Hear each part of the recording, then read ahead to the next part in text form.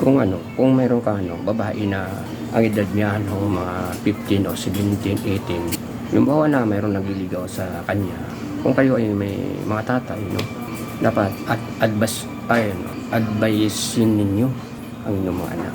Kasi kayo ang tatay.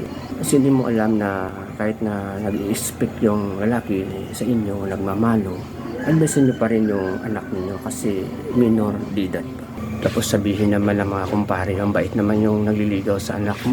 Dapat sabihin mo sa anak mo, anak, huwag ka muna mag-boyfriend kasi bata ka pa. Kailangan mo pa mag-aral. Huwag ka muna ma-inlove.